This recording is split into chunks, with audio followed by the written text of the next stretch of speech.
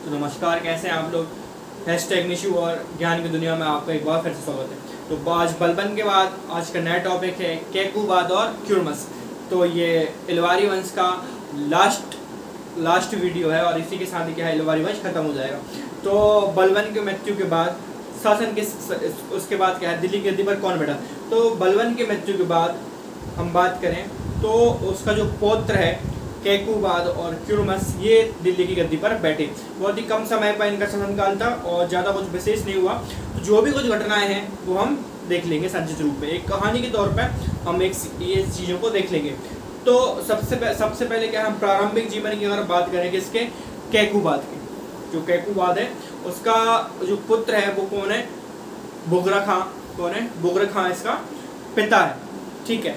तो जब बलबन की मृत्यु हुई तो बलबन की मृत्यु होने के बाद क्या है, बलबन की मृत्यु होने के बाद क्या है, राज्य की मतलब बलबन की जब मृत्यु हुई तो सबसे पहले समस्या यही है कि अब गद्दी पर कौन बैठेगा। चूंकि बलबन ने क्या है, बलबन ने उसके दो पोते थे, एक तो क्या है कैकुसराव और दूसरा कौन सा, कैकुबाद। तो ये दो पुत्र थे, लेकिन क्या है बलबन ने अपने पुत्र कैकुसराव को क्या है अपने उत्तराधिकारी के रूप में नियुक्त कर दिया था। लेकिन ट्विस्ट क्या आता है कि जो दिल्ली का कोतवाल है, कौन है, दिल्ली का जो कोतवाल है फखरुद्दीन जो महमूद है, उसने क्या है षड्यंत्र रचा किसके खिलाफ, जो कैकुसराव है उसके खिलाफ क्या है एक षड्यंत्र रख दिया और उसको क्या है मुल्तान की सुविधाएं देकर उसे वहां भेज दिया गया। समझ रहे हो, बलबन ने किसको दिया था अपना उत्तराधिकार, किसको दिया था, कैकुसराव को। किसको, कैकुसराव को दिया था। लेकिन जो दिल्ली का कोतवाल कौन था, फखरुद्दीन महमूद, उसने क्या एक षड्यंत्र रचा और षड्यंत्र के रचने के कारण क्या हो गया कि जो कैकुसराव है उसको क्या है मुल्तान की सुविधा देकर उसे मुल्तान भेज दिया गया। ठीक है। उसके बाद क्या होता है, जो फखरुद्दीन जो महमूद है उसका दामाद, षड्यंत्र है, उसका दामाद क्या करता है, कौन है उसका दामाद, निजामुद्दीन। कौन है, फखरुद्दीन का दामाद कौन है, निजामुद्दीन। क्या करता है, वो कैकुबाद को उलझा देता है। क्योंकि इन सबको क्या है, गद्दी चाहिए दिल्ली की, तो कोई ना कोई षड्यंत्र रचेंगे। क्योंकि बलबन की मृत्यु के बाद क्या है, सत्ता एक प्रकार से बिखर गई थी।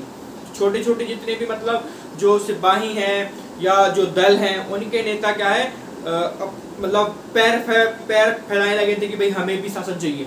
तो हम इसके बाद देखते हैं जो दामाद है किसका, फखरुद्दीन महमूद का, निजामुद्दीन, उसने क्या है इस परिस्थिति का लाभ उठाया और उसने क्या है कैकुबाद को क्या है एक विलासितापूर्ण जीवन जीने की और उसको अग्रसर किया या प्रेरित किया।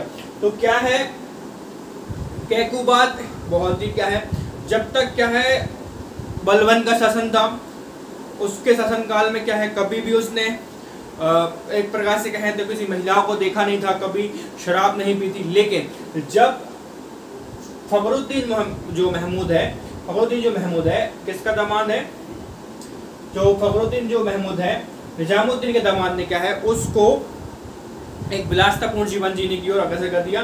तो इसके कारण क्या हुआ कि जो कैकुबाद है वो कुछ समय तक क्या है विलासितापूर्ण जीवन जीने लगा। तो इतना व्यस्त हो गया कि इसमें शबाब और शराब में, ये सब उसी में रहने लगा। उसने क्या है यमुना नदी के किनारे क्या है किलो खैरी की स्थापना की और वहीं पर रहने लगा। किलो खैरी में रहने लगा और क्या है वहीं पर विलासितापूर्ण जीवन जीने लगा। वहां पर शराब और शबाब दोनों को क्या है उसी में लीन हो गया। जब क्या है ये बात उसके पिता को पता चली, किसके पिता को पता चली, तो जब ये बात कैकुबाद के पिता को पता चली। कैकुबाद के पिता कौन है, कैकुबाद के पिता जो कौन है, जो कि लखनौती मतलब आज का बंगाल, लखनौती बुगरा खां, जो बुगरा खां है उनके पिता हैं उसके कैकुबाद के। जब ये बात इस बुगरा खां को पता चली कि जो कैकुबाद उसका पुत्र है, जो क्या है विलासितापूर्ण जीवन जीने लगा है, राज की जिम्मेदारी वो न निभाकर क्या है शराब और शबाब में लुप्त हो गया है। तो ये एक पिता अपने पुत्र को समझाने गया कि भाई ऐसा नहीं करना है, राज्य को संभालना है। तो हालांकि निजामुद्दीन ने इस मुलाकात को और पिता और बेटे को ना मिलने की पूरी कोशिश की, बट क्या है, एक विशाल सेना लेकर क्या है जो वो रखा है, वो क्या है, कैकूबाद से मिलने चला गया। और 1288 में घाघरा में मुलाकात हुई। और फिर जब क्या है, पिता ने समझाया किसको, कैकूबाद को, ये सब नहीं करना है, तो क्या है, कुछ टाइम के लिए कैकूबाद ने ये सब चीजें छोड़ दी और क्या है, निजामुद्दीन को क्या है, मुल्तान जाने को कह दिया। किसको? जब भाई कैकूबाद को समझ में आ गया अपने पिता की बात की भाई उसको राज चलाना है, रोची तमाम प्रकार की जो कार्यवान है उसका देख रेख करना है और एक राज्य को, प्रजा को सुचारू रूप से चलाना है, तब पर उसको क्या है, निजामुद्दीन को उसने मुल्तान भेज दिया। बट क्या है कि जब निजामुद्दीन ने मना किया या फिर थोड़ा टोल मोल कर दिया कि भाई हम नहीं जाएंगे, तो क्या हुआ कि कैकूबाद ने उसको क्या है, विष देकर मरवा डाला। तो यहाँ पर क्या है, जो फखरुद्दीन के दामाद निजामुद्दीन है उनका यहाँ पर खत्म हो जाता है, इनकी स्टोरी यहीं पर खत्म हो जाती है। ठीक है, यहाँ तक की बात क्लियर सबको कि वहां पर वो क्या है, कैकूबाद मर जाते हैं। अब आगे की अगर हम बात करें, यहाँ तो निजामुद्दीन मर गए। अब आगे की कहानी में क्या होता है कि भाई कि इसके बाद क्या होता है कि दो तुर्क सरदार होते हैं। अब जब निजामुद्दीन की मृत्यु हो जाती है तो इसके बाद क्या है, दो तुर्क सरदार होते हैं। कौन कौन से दो तुर्क सरदार के नाम कौन कौन से होते हैं कि भाई एक होता है मलिक कच्छिन और दूसरा होता है एक मलिक सुरखा। ये क्या है, सत्ता इन दोनों के हाथों में चली जाती है। इन दोनों के हाथों में चली जाती है। कौन कौन तुर्क सरदार, एक मलिक कच्छिन और दूसरा मलिक सुरखा, इन दोनों के हाथों में सत्ता चली जाती है। फिर क्या करता है, कैकूबाद जो है समाना से, कहां से, जो कैकूबाद है समाना से किसको बुलाता है, फिरोज खिलजी को बुलाता है। यही तो हमारी समस्या है कि जब भी कहीं आंतरिक विद्रोह होता है हम कहीं ना कहीं से लोगों को बुला लेते हैं और फिर वो स्थायी रूप से यहीं पर रहने लगते हैं। यही काम क्या है, यही काम बाबर के साथ भी होता। बाबर को तो ना आया था, बाबर को बुलाया था ना हमने, उसके बाद फिर स्थायी रूप से शासन बन गया उसका, तो हम ही बुलाते हैं और फिर क्या है वो स्थायी रूप से रहने लगते हैं। तो आंतरिक विद्रोह जब हम करते हैं और इसी प्रकार की समस्या यही आती है। ये टाइम पृथ्वीराज के जब हम वो उस शासन पर रहे थे महमूद गजनवी, उसके समय में ये हुआ था। तो क्या हुआ कि कैकूबाद ने समाना से किसको बुला लिया, फिरोज शाह खिलजी को बुलाया और बुलंदशहर का राजपाल, बुलंदशहर का राजपाल तथा सस्त खां की उपाधि दे दी। ठीक है, तो जो क्या है, जो खिलजी थे वो गैर तुर्की थे, जो खिलजी थे उनको क्या है गैर तुर्की माना जाता था। वो तुर्की नहीं कहा जाते थे, उनको क्या है गैर तुर्की माना जाता था। तो इसमें क्या है, जो तुर्क सरदार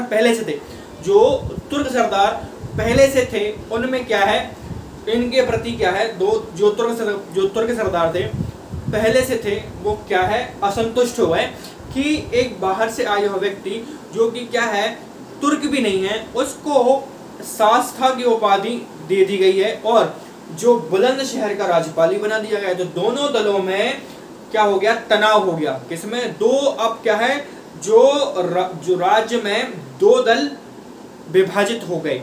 एक दल का नेता कौन था, फिरोज शाह खिलजी, दूसरे का था हमारा तैमूर सुरखा। ये दो नेता थे और दो दलों में विभाजित हो चुके थे। और इसी का लाभ उठाया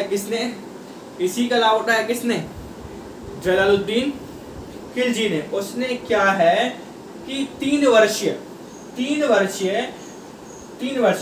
क्यूमर्स को राज्य की गद्दी पर बिठा दिया। अब 3 वर्ष का बालक क्या राज्य की गद्दी का संभालेगा, उसका तो खुद अपने आप को नहीं संभालना पा रहा है, वो क्या राज्य की गद्दी को संभालेगा।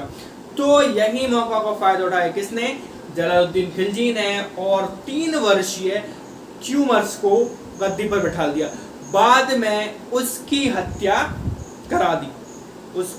करा दी और उसको की नदी पर फेंक दिया गया, यमुना के नदी में उसको फेंक दिया गया। और यहीं से क्या है, इलवारी वंश की पूरी क्या है, कहानी खत्म हो जाती है और इलवारी जो वंश है वो खत्म हो जाता है। इसके बाद खिलजी वंश का स्टार्ट होता है। हम इसके बाद पढ़ेंगे खिलजी वंश। तो जलालुद्दीन खिलजी, अलाउद्दीन खिलजी, ये जो जितना भी खिलजी वंश है इसके बारे में हम आगे पढ़ेंगे।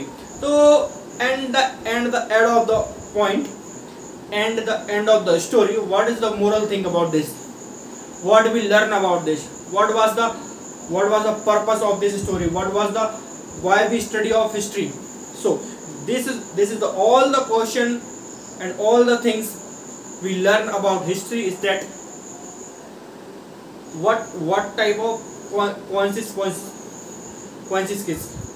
conspiracy happening in about surrounding our area.